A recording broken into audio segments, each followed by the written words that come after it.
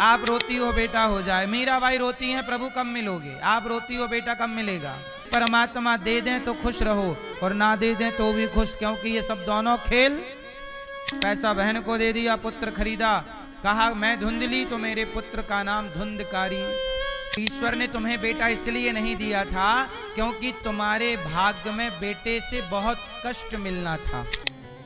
नारद जी ने सनकादियों से कहा हरिद्वार में कि गुरुदेव, कोई पापी व्यक्ति भागवत सुने, पुण्यात्मा सुने, तर जाए, बात सही है, क्या जीवन भर का पापी भागवत से तरेगा?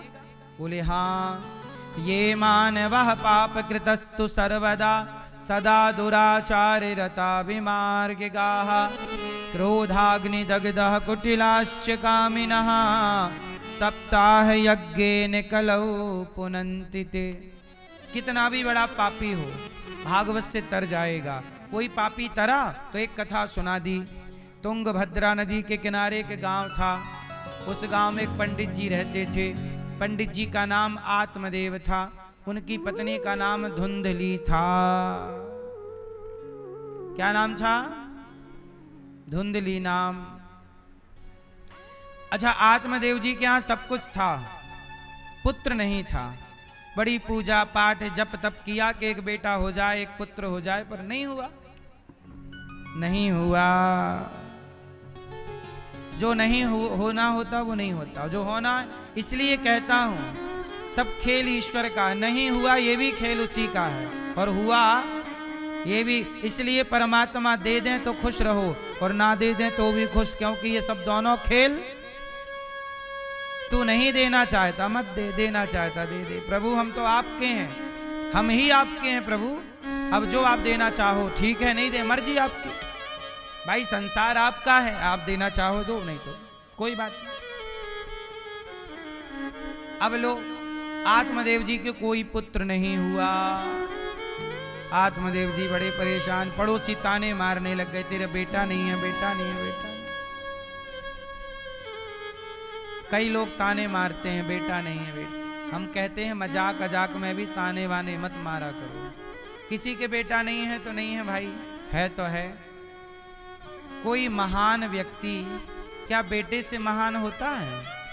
लोग कहते हैं एक बेटा हो जाए, काय के लिए? पूछो तुम्हें बेटा क्यों चाहिए? तो बोला महाराज जी हमारा वंश आगे बढ़ेगा। दूसरा तर्क यह है कि हम मर जाएंगे तो हमें आग कौन देगा? तो आग लगाने के लिए, लगवाने के लिए बेटा चाहिए। अरे आग वाग आजकल तो देखो बहुत है लगाने वाले, आप मरो तो आग लगाने वालों की कमी है, ढेर मिल जाएंगे। इसलिए आग वाग की चिंता ना करो।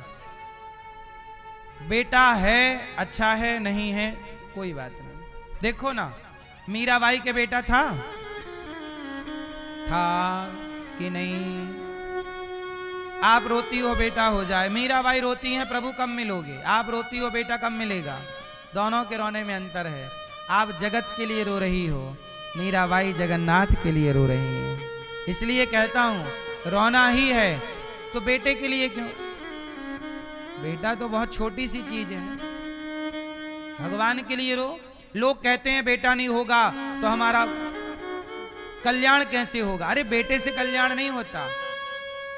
बेटे से कल्याण होना होता तो जिसके 4-6 बेटे हैं उसका हो जाएगा कल्याण बेटे से। कर्मों का फल भोगना पड़ता है,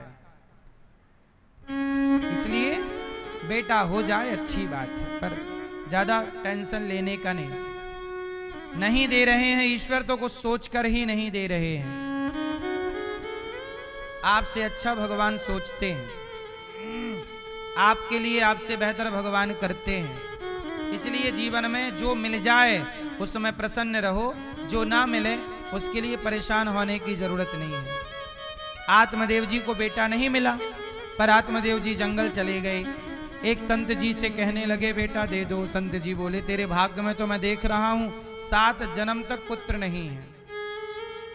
तेरे भाग्य की रेखा कह रही है कि तेरे कोई बेटा नहीं है। आत्मदेव जी रोए, महाराज ऐसा ना कहो, 1 जन्म तो कट नहीं रहा है, आपने 7 जन्म की बात कह दी।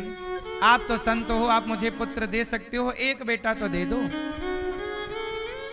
संत जी ने कहा ठीक है, तू जिद करता है तो मैं तुझे पुत्र देता हूं। एक फल लिया, अभिमंत्रित किया, दे दिया, बोले ये पत्नी को खिलाना, पुत्र जरूर होगा।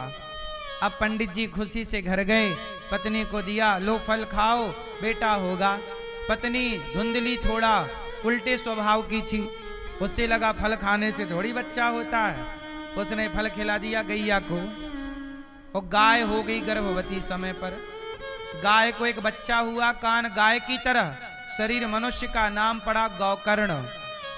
और धुंधली की बहन का बेटा हुआ तो पैसों से खरीद लिया, पैसा बहन को दे दिया, पुत्र खरीदा।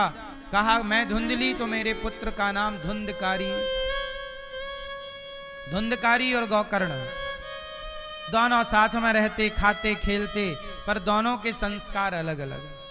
जब धुंधकारी बड़ा हुआ तो बड़ा दुष्ट निकला, उसने अपने बाप को मारा। आत्मदेव जी पिट रहे हैं भगवान की तरफ, हे भगवान ऐसा बेटा क्यों दे दिया, मार रहा। तब फिर गौकर्ण जी आए, संत जी आए। संत जी ने कहा क्यों रो रहा है? गौकर्ण जी ने कहा पिताजी क्यों रो रहे हो? बोले बेटे ने मारा। गौकर्ण जी ने कहा कि एक संत जी ने रोका था कि बेटा मत चाहो, ईश्वर नहीं देना चाहते और तुम जबरदस्ती करोगे तो मिल तो जाएगा,